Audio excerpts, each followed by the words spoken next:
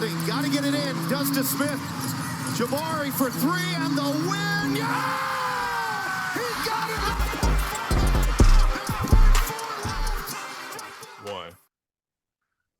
Welcome into the Rockets Fuel podcast. We are here to fuel your Rockets news. I am your co-host, Lachard Binkley. Of course, you can always find me on Twitter at Binkley Hoops. You can always find my written work at SB Nation or the Dream Shake. I'm a credential reporter for the Rockets and also the RGV Vipers, which is a G League affiliate of the Rockets. And of course, before we introduce our special guest, I want to give my co-host a chance to introduce himself. Hey, what's up, y'all? It's Vator. You can find me on Twitter at Vator H-Town and also on Instagram. Follow me for Rockets, Texans, and Astros related news. And of course, as you see, we have a very special guest today. You know, it is draft season. Another year where the Rockets are near the top of the draft, and we like to get as many great guests on as we can to give you information, because of course we're not draft experts ourselves, so we like to bring on draft experts to give their opinion so you know exactly what's going on before the draft that's dropping next week, Thursday, June 22nd. So before we get into the show, I want to give our special guest a chance to introduce himself and to let you know where you can find all his great content. Yeah, my name is Rafael Barlowe. I am the director of scouting at NBA Big Board. I also have a NBA Draft Junkies website, and then I have a podcast that covers the draft 5 days a week. It's Locked On. It's the NBA. It's Locked On NBA Big Board. So it's the NBA Big Board podcast on the Locked On network. So if you like draft content, you get about 7 or 8 forms of content from me in a week. Yeah, and that's definitely why I wanted to bring you up, because, I mean, you follow the draft all year, not just, after the offseason like most of us do. That's definitely why I want to bring you on. But before we get into the Rockets part of the draft, I want to ask you a little bit about Draft Junkies, something that you actually founded. I was listening to some of your recent podcasts, and you said the reason why you started because you wanted to give other people, just starting off in the business, a chance to actually get their feet in the door and, get experience actually writing. So can you talk a little bit about founding NBA Draft Junkie and kind of what you trying to achieve by starting that site? Yeah, so originally it wasn't to help other people out; it was to help myself out. And so, I want to say I started in 2016, and once Draft Express moved over to ESPN, I saw that there was a gap in draft content as far as videos. So that's when I started it, and I knew how to create my own video content. I had a Synergy account, and so I was making video breakdowns and so on. I did that up until about last year, and that's when Chad Ford, a guy that is kind of a pioneer in the draft space, asked me that I want to take over his NBA Big Board newsletter, and mentioned that, by it being behind the paywall and subscription based, it could add a little bit of money to my account. Yeah. And so I did that. I mean, it was a good opportunity. It gave me access to different people just because of Chad's name or whatever. And then instead of just shutting NBA Draft Junkies down, I just wanted to use it as like a platform for guys that want to write or they can do video stuff to get their name out there. It's a lot of people that want to do draft content, but a lot of people don't want to start from scratch. Now, there's a part of me that feels like you have to start from scratch in a sense. You got to build your name out. You can't necessarily have someone hold your hands or co-sign you, but you got to do the work first, and then maybe from there you'll get on. But I still wanted to just give guys a different platform. And then let's just be real, there's not a lot of people that look like us in this draft space, in this media space. And so if it can, launch the next minority podcast host or writer, then I mean that would be like the ideal situation. Yeah, man, that's awesome. Because like you said, it's not a lot of people that look like us just in the sports landscape, especially journalism, media, however you want to put it. So, man, it's definitely a good thing that you're doing, trying to help other people and, bring up other people as you continue to blow up yourself, because you've definitely been blowing up. I mean, I've been seeing your name kind of everywhere lately, especially once the offseason kicked in. Yeah, I kind of got aggregated on NBA Central, and haven't even been able to check my Twitter for like the last 3 days. I mean, it's just been like millions of retweets and comments. I'm guilty. I've aggregated and retweeted a lot of your stuff that you've put out there recently. Like Lachard said, you really doing like a great job, man. So we appreciate you. Thank you so much. Yeah, I got aggregated with the Rockets. It said the Rockets were interested in Zion. It's not exactly what I wrote, but that's how it came out, and that's been going crazy. But the jokes are funny. The jokes have been pretty funny, but because I've had a few people give me like questions. They like, hey man, ask them like what would the package look like and stuff like that. So yeah, I've had several people like, because they knew you were coming on today. And that's one of the things they wanted me to ask you was like, if the Rockets were to try to trade for Zion Williamson, what a Zion package would have to look like. And honestly, I don't know. And when I wrote the article, I talked about, it was right after the news that the Pelicans may be interested in moving Zion for number 2. And when I wrote in the article was that a friend of mine that is an agent, and he's very, very, very well connected. And he said that Houston is they have the potential to pick up whatever disgruntled star is available because they have so much cap room. And he threw out some names, and one of the names he mentioned, he's like, if it's a Zion or somebody that wants to get out, Houston has the assets and the cap space to get him.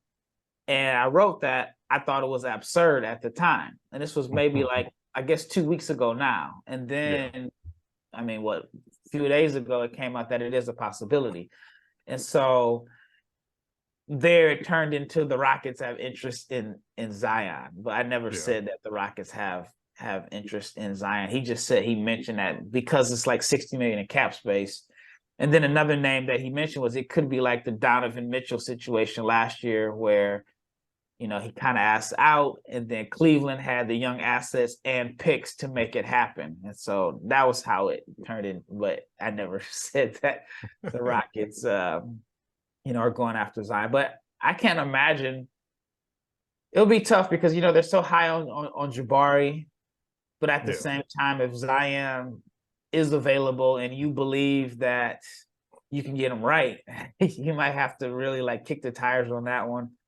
Let me ask you this specifically. Because this was kind of like this kind of blew up a day or two ago, and somebody who's pretty popular on Rockets Twitter said that they would not trade Alperen Sengun for Zion Williamson, and it became like a huge thing. Like people were quote tweeting and saying like that was ridiculous, and why that you trade Alperen Sengun 10 times out of 10 if you can get a Zion back. And I think that the biggest issue was just his availability. Like if you look at the amount of games that he's played since his rookie season, like it's very Greg Oden-ish. Like, and I hate to throw that out there because we know how the Greg Oden story ended, but like Zion Williamson has not played very many more games than Greg Oden did in the same amount of years that he's been in the NBA. So if you were the Houston Rockets and New Orleans was like, hey,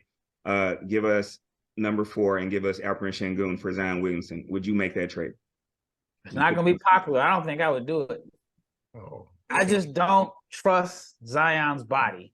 Yep. And I don't want to bash the kid, but like even when I was watching him prior to the injuries, the way he walked, like his gait was off. And you just wonder, like, is one leg longer than the other, which ended up being like what they found out was wrong with Oden. Like one leg was a little longer than the other, which, obviously can lead to, some major issues. I don't know. I mean, the talent is undeniable. When he plays, he's very productive.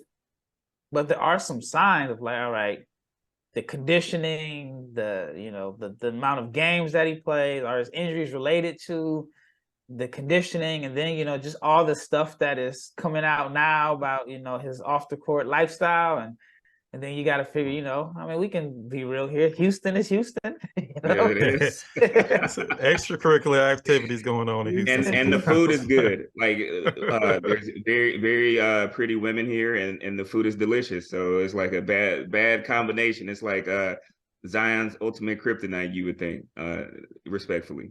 Yeah, and I mean, I Definitely. have friends that are NBA players, and they spend a lot of money in Houston, They do. and so I mean, you really have to factor that in because I think with so many guys coming out, they're younger and younger every year. There's Yeah. certain cities that even when you draft them or bring them in, you have to really think about, all right, can this kid handle living in this city with all this free time and power and Yeah. money and access? And can they stay focused? And I think Houston is one of those cities, whether it's Dallas, Houston, Miami, LA, New York, throw DC in that mix. There's certain cities where I think you have to just really, really focus on the maturity level because there's a lot of distractions. I mean, there's distractions everywhere, but Yeah. some the distractions are a little bit greater than the others. And then on the flip side is if I'm a Rockets fan and I see what Nikola Jokic has done, and I look at Sengun, and I'm not saying Sengun is going to be like a 2-time MVP, but if he's 75% of Jokic, he's going to be really good. I mean, he's low maintenance. He's a high character guy. I mean, we saw the reports that he's growing. I think he's going to be really, really, really, really good. And I just think maybe Zion will have better flashes and smaller spurts. But I just think long term, if you even it out, I think Sengun is going to be the more productive player. Yeah, and kind of following up on that, specifically talking about, thinking about when you're drafting a player, thinking about the city that they're coming into, kind of circling back around to the Rockets draft. Before we get to, specifically who the Rockets should take, who's like your top 5? Because I mean, I saw your big board. I actually, read through it, saw the video, and saw, maybe something a little bit different than most of the other people. But what's your top 5 right now as far as, who you would take, 1 through 5, regardless of who the teams are? I mean, obviously Wembanyama, Yeah. Brandon Miller, Scoot. You gotta love the Thompson twins upside and Ken Whitmore. But I'm on record of saying that if I'm Houston and I'm bringing James Harden back, I am not taking one of the Thompson twins. I'm going for Ken Whitmore. And to me, that just doesn't make sense to draft a primary ball handler, a guy that's best used as a primary ball handler that has major shooting issues if you're going to bring Harden back. Because, I mean, you're not bringing Harden back unless you're giving him the keys and allowing him to be James. And so you need guys that complement him, and I don't think the Thompson twins complement Harden. And that kind of opens up some other questions. But before I get to the James Harden part of it, let me ask you about the Thompson twins and specifically Brandon Miller, Scoot Henderson.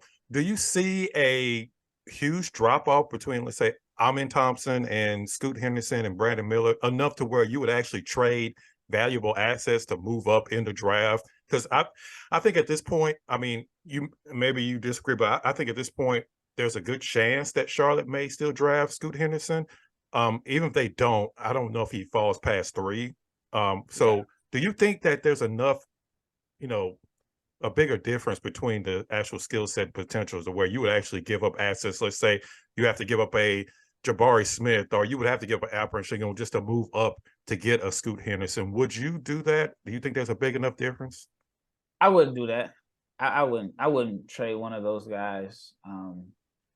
But I do think that, there's Wembanyama's in this tier. Then I think Scoot and Miller in their tier. And then I think the Thompson twins are below that simply because it's just so unknown. I mean, they are in, and it's not a knock on overtime. I like what they've done at overtime. I was there 2 weeks ago. I just had Damian Wilkins on my podcast, who's the GM of overtime. But it's still unknown, right? It's still a league where they were 20. They were physically more dominant than everybody else. The players that they were playing against were a little bit younger. And I just feel like as a general manager, you see the talent and all that, but we haven't seen them play in like pressured environments. We haven't seen them play in a hostile environment on the road or big games that are really important. And then we saw them both on the same team which, you know, so I think that their learning curve is a little bit steeper than Scoot or Brandon Miller. Can I ask you a question? Yeah, I don't know how much you're on Twitter lately, because like you said, you've been pretty busy. It's that time of year for you. But like I have noticed, and I'm sure Lachard could probably back me up on this, but NBA like draft Twitter is kind of low on Brandon Miller. Like we hear all these reports that Brandon Miller is like in the top 3. He's firmly in the top 3. We hear that from like respectable guys who you know I would think are in the know, like Gavoni and you know guys like that.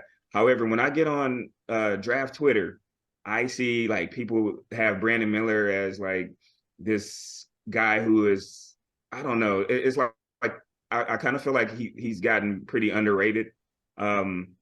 What are your thoughts on Brandon Miller? What do you see his upside as being, and why do you think people on Twitter are so like low on him? Well, believe me, I know. So in January, I tweeted that I would take Brandon Miller number 2, depending on the team. I said if I'm Detroit, this is at the time Detroit had the 2nd worst record. I said I wouldn't draft Scoot Henderson, and it went viral. And I mean, for 48 straight hours, draft Twitter just roasted me. They gave me all these analytical breakdowns of how terrible he is around the rim and how he had a bad game against North Carolina. But I was just like, just wait and see. Like, he's 6'9", can shoot. At that point, he was shooting like 43% from 3 on a good volume of attempts per game. And then I just feel like draft Twitter is follow the leader in a sense. Yeah. And since Scoot was anointed the guy, they just focused on Scoot. And then it turned into like, if you think Brandon Miller has a chance to be better than Scoot, like you had to pick a side. Either you were all the way pro Scoot and you broke Brandon Miller down. And the reason, one, I try to think outside the box. But one of the things I feel like is not being brought up enough is that if people paid attention to the G League, which I don't know, a lot of people don't, Scoot did not have a strong second half of the year. He literally took his foot off the gas. And I think like if Brandon Miller did that, if Brandon Miller shut it down, he would get crucified. If any NCAA prospect was like, hey, I know I'm going top 2 or 3, you know, we're not going anywhere, I'm not going to play, they would get crucified for it. Scoot literally shut it down. He took his foot off the gas. I know I tried to watch him play 5 times this year. I only saw him once in like the first 5 minutes of the second Wembanyama showcase game. I live in Dallas. They had 2 games against the Legends. He didn't play, was a late scratch. And then it was another game that I went to watch him play. And he just, I mean, on one hand, you get it. Somebody may say, well, he didn't have much to play for. The Ignite weren't winning, and he's just protecting his draft stock. But I just don't think an NCAA player would have been able to get that same benefit of the doubt. So I said all to say this. I think that a lot of people, the last game they saw of Scoot was, you know, the big 30-point game against Wembanyama. And they just, I mean, they're holding on to that. And they liked him so much earlier. Then, you know, Brandon Miller does have, you know, that situation kind of hanging above his head.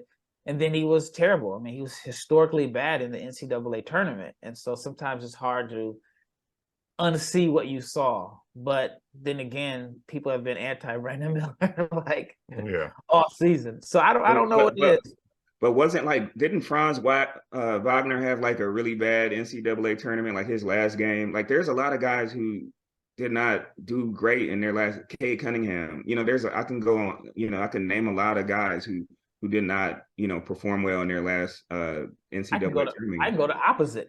I made the mistake years ago when Thomas Robinson had like 19 and 17 in the championship game. And I was sold that Thomas Robinson is going to be a really good NBA player. I mean, if I'm not mistaken, he outplayed Anthony Davis in that, at least statistically, in that championship game. I can take you back even further. Do you remember that game when Big Baby like outplayed LaMarcus Aldridge all those years ago? He thoroughly like outplayed LaMarcus Aldridge, and you know their NBA careers are not even comparable. Or even his teammate Tyrese Thomas skyrocketed. I think he was top 5 just because he played well. And I mean, he wasn't better than Big Baby in college. So but no, I just think I don't know. I mean, like I said, I got crucified. It was like 48 straight hours. I mean, they gave me all type of analytics and statistics and comparisons, and I'm like, man, just watch the game. The guy can play, and he's 6'9". He finished at like 38% from three, can handle the ball. And I remember, like, prior to the season, I interviewed like different scouts and people, and we were just talking about prospects, and Brandon Miller was divisive. Like, there was one guy, and I got to give him credit. He had him as high as number 2 back in, I want to say, October. But then there are other people that had him in the 20s. But the guy that had him at number 2 was like, no, man, he's going to have a big year. And I don't even know if I had him in my top 7 coming into the season. But after watching him, I was like, okay, this guy has what every NBA team wants. And he can complement any player. Like, you don't have to build a system around him. So I'm really high on Brandon Miller. Do you think he's a bad fit for the Rockets, though, considering they have, like, you have Jabari Smith at the 4? Is that a good forward tandem, or do you think that they would be better served, like looking at a Cam Whitmore, for example, if it was between Cam Whitmore and Brandon Miller for the Houston Rockets, which one would you go with? I'm going Brandon Miller. I envision, like, I think Jabari is going to get better as a shooter. I think Brandon Miller's already a good shooter. So imagine like Jalen Green, Sengun pick and roll with that type of spacing. Like, pick your poison. And then you give the ball to Sengun in the middle of the floor, and he can find cutters. So yeah, and I think at that point, all you really need is a game manager at point guard. You just need someone that can just initiate the offense, knock down, open. I mean, like a Pat Beverly. You know what I mean? Like a guy that'll defend. He can make some open shots. But I mean, obviously, Jalen Green is going to have to like really develop as a passer and playmaker. And I think in order for him to like really maximize all his crazy gifts and potential, that's the next step for him, because the best scorers in the NBA are usually good passers and playmakers too. So if Jalen Green can develop that, and then you got the shooting around him, I mean, like, I don't know how. I mean, defensively, there may be some concerns a little bit, but I mean, that's because they're all really young. But no, I think that would be dynamite. Yeah, because people have been trying to tell me that team is not athletic enough. And I'm like, if you've been watching the NBA playoffs, it's not about who can put the best 5 athletes on the floor at the same time. You have to have a system that all the guys have bought into. You have to have guys who are high IQ, high field players, and that execute that system. And, the Denver Nuggets had, the best player in the world on their team, but like the guys surrounding him, outside of Aaron Gordon, I mean, who is like a supreme, like, Amenthompson level athlete on that team?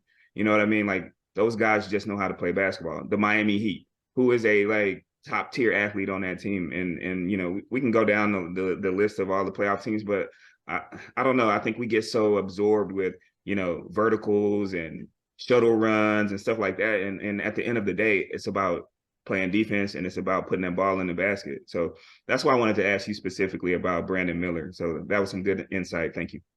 Yeah, I mean, I get it. I mean, I've thought about it, like a Thompson, Jalen Green backcourt would probably be the most athletic backcourt in like it's exciting NBA history.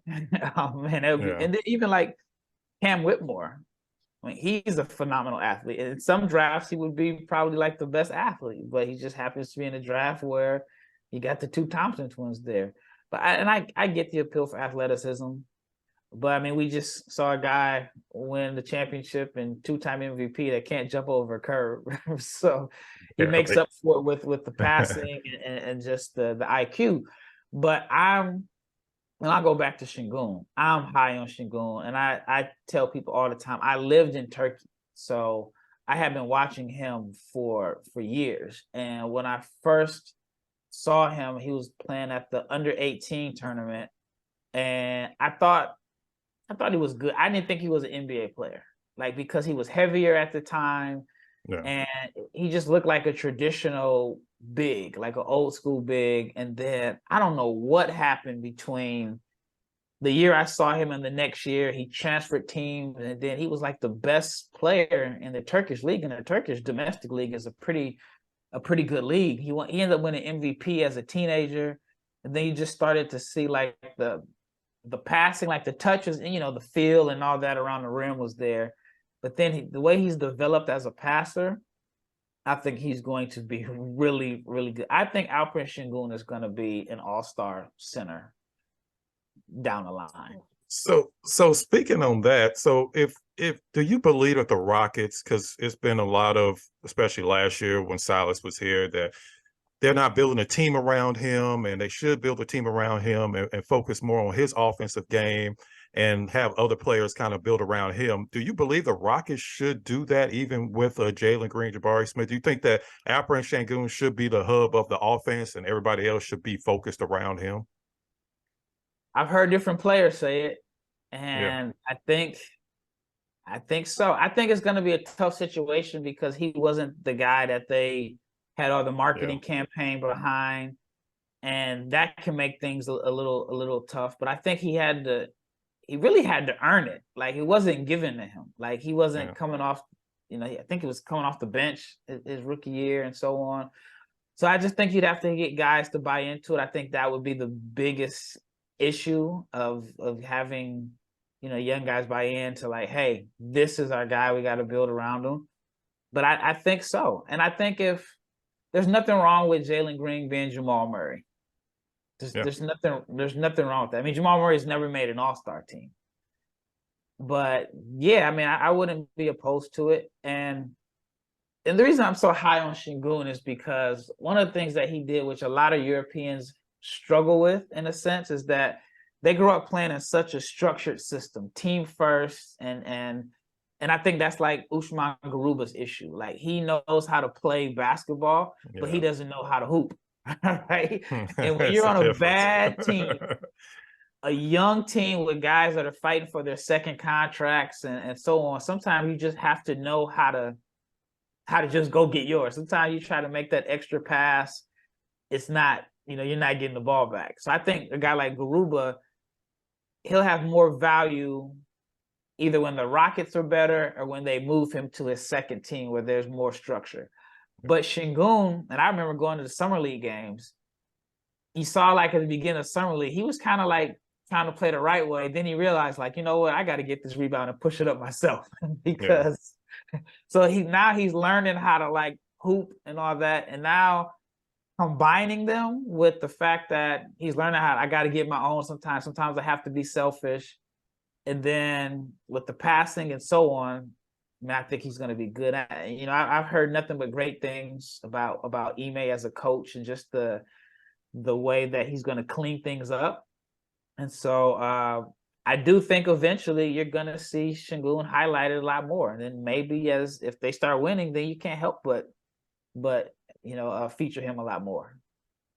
And I wanted to ask you about that because you kind of brought up structure and something I think a lot of people kind of overlook when they're evaluating rookies. How much does that go into how well a rookie can actually play? Because we saw Jabari Smith last year and Jalen Green the year before that, players that seemed to struggle at the beginning because there was no structure. I mean, the Rockets basically were just a team that just seemed that they were rebuilding. They didn't really have an offensive game plan. They were kind of just throwing the ball out there and hoping for the best. So how much does that factor into how people should be evaluating these rookies, the situation that they come into as far as the team structure, or if they even have a team structure? Yeah, I think it should be heavily evaluated.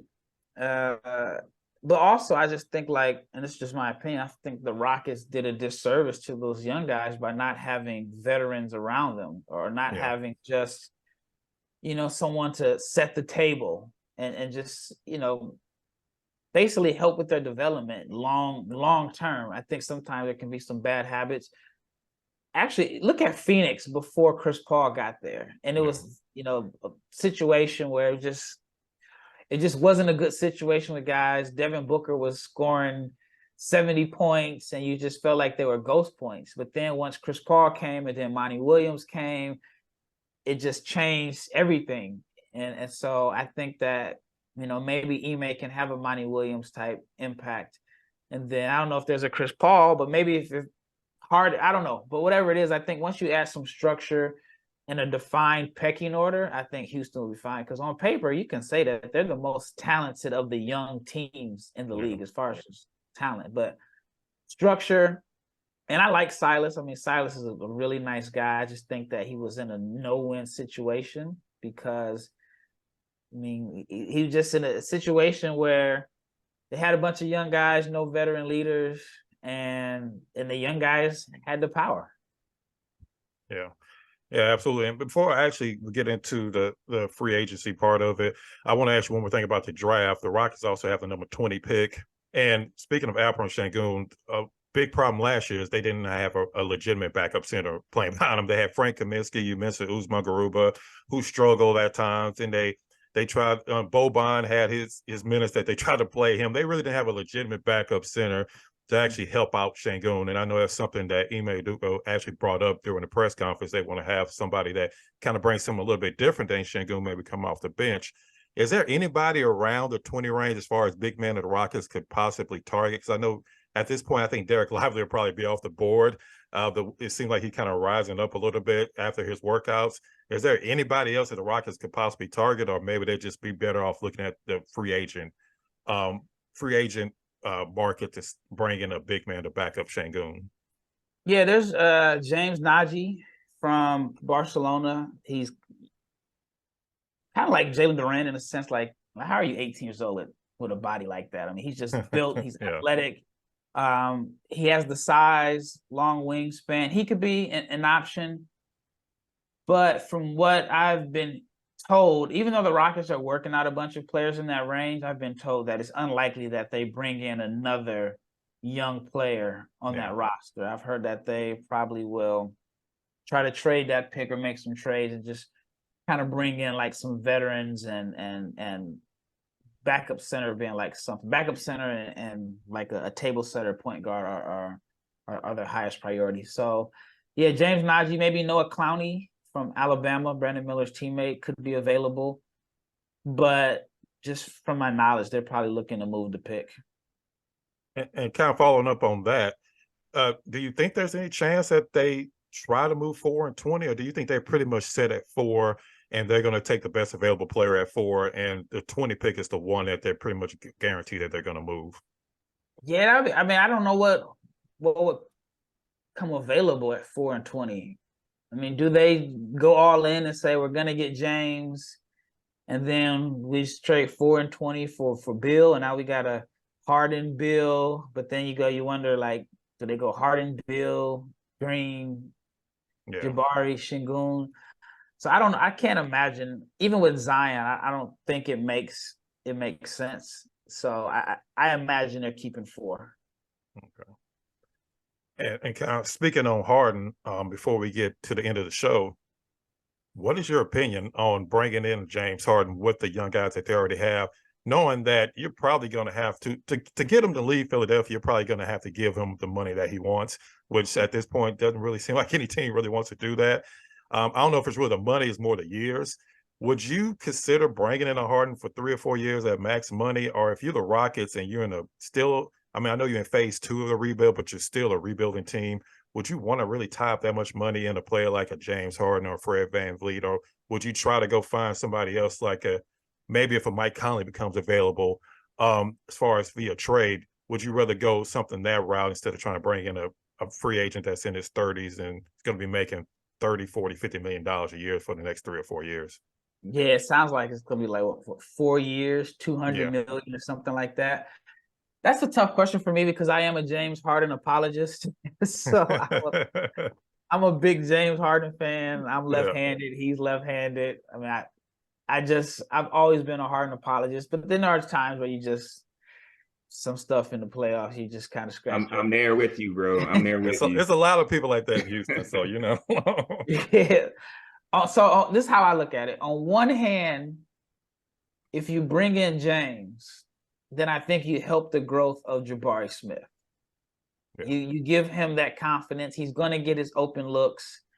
And yes, it's a lot of money, but I think you end up making sure Jabari is the guy who you want him to be, because James will find him. If there's one thing that James will do is get him open shots, on the pick and pop. So I think that James would help Jabari's growth. But then you can say, does it stunt Jalen Green's growth? So that could be an issue. But then you got all this money that you have to spend. And I think if you're going to spend $60 million or you got $60 million in cap space, I mean, I guess bringing in a known commodity helps that the community loves. So I'm actually kind of torn on it. I think it is a weird mix, but I'm at, if I were a betting man, I would bet that it does happen.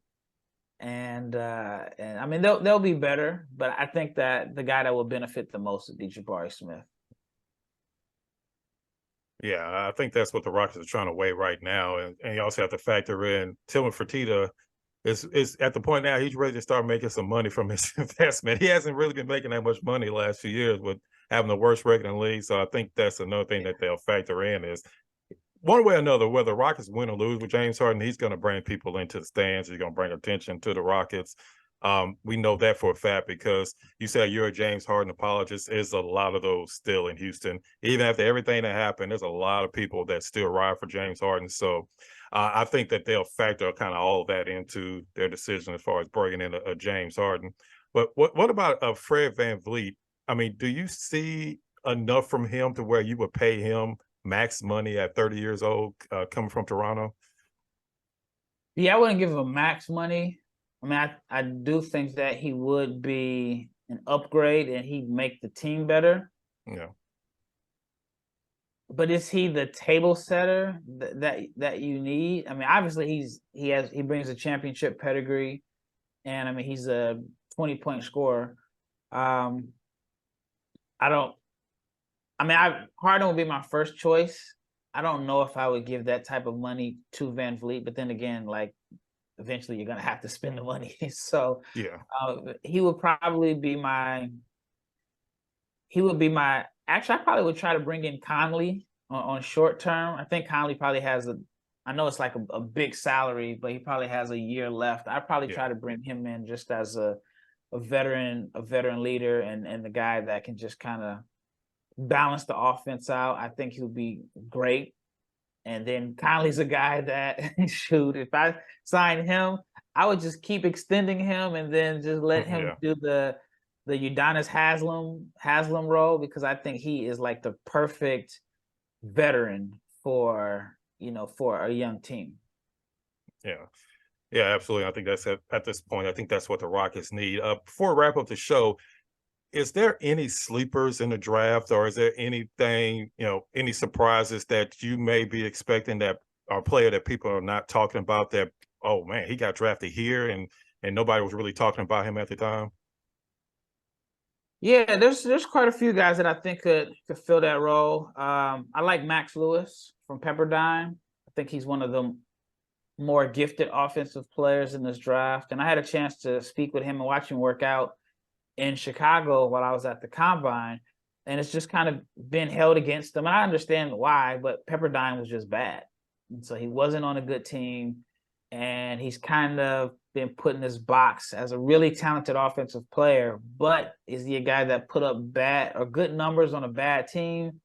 Or is he really just good and he just didn't have the structure or the coaches to hold him accountable? So he's someone that, I mean, even though he does have like a first round grade that I think could really outperform his draft position.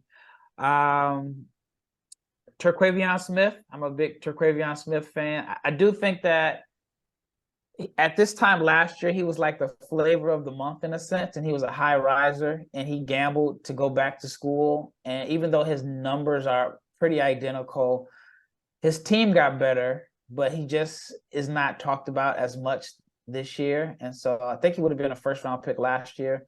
So he's someone that could fall into the second round that I think could provide value.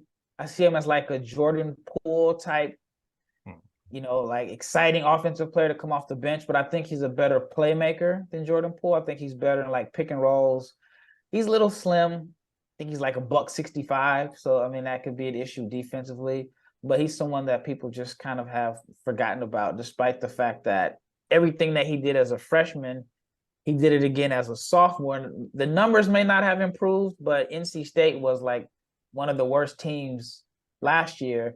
And then this year they went to the NCAA tournament. So if you factor in the winning part, then I think that, he did get a little better.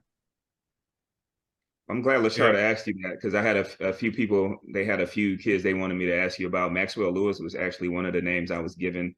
Sensabaugh, I think the guy from Santa Clara, how do you pronounce his name? Pajemski. Yeah, that guy. So Brian Sensabaugh, that guy, and then Gigi Jackson were the three. So names. I started with Gigi. I know Gigi worked out for the Rockets, and he had a pretty good workout. Matter of fact, I guess I can tell the information now because it's out. I think in Gigi's workout, it was Gigi, Jet Howard, and Max Lewis. And there's one other player that was in that workout. I think the fourth guy was someone that's more like a free agent target or two-way candidate. But that was a pretty good workout. Gigi, in my opinion, is like the biggest wild card in the draft because he reclassified up. So he was the number one player in his high school class by different publications, reclassified up, started the college basketball season at 17 years old, went to South Carolina, wasn't in the best system there. South Carolina's, it's weird that the women's program is dominant and the men's program is really struggling. He goes there, shows flashes of how talented he is, but he was also on a bad team. The numbers weren't the best. And I've had a opportunity to spend time with him. He did a lot of his pre-draft training in Dallas. The kid is really, really talented, extremely talented. But I think that he could end up falling because he's so young. I mean, he's a really, really young kid. He's a kid that's never left home, went to college in his home city. And so teams have to factor in that, all right, we're going to give an 18-year-old a guaranteed contract with millions of dollars, and he's never left home before. So you have to already have like the talent and then an extra level of maturity. You know what I mean? Like to be think about it. When you were 18, like could you imagine at 18 with a millionaire, me at 18? Oh man. No, man. I would get into. I don't even want to imagine. I thought I was like doing something with the little money I was making from Office Depot. So that Kroger money. Yeah, it's I actually had a team talk about that. Not necessarily with Gigi, but just with young guys. They're like, some of these guys we're worried about, are they mature enough to like make flights? Like, are they gonna come on time? And then they're like, they're making so much money, even on a rookie deal. When you find them, what is $1,000 fine to them? They can just pay the fines. And so they may not even really understand like how to be a professional until they are dealt with some major adversity, like getting cut or something like that. But if the guy is really talented, you're not going to cut him. So, but with Gigi, I just think like teams are a little bit concerned about just maturity, because he did have some moments this year where he was just being a kid. Like there was a Instagram live video where I guess people were asking him questions and he was honest, like, yeah, man, they're not giving me the ball. They're not running plays for me. And that type of stuff. But nobody denies the talent.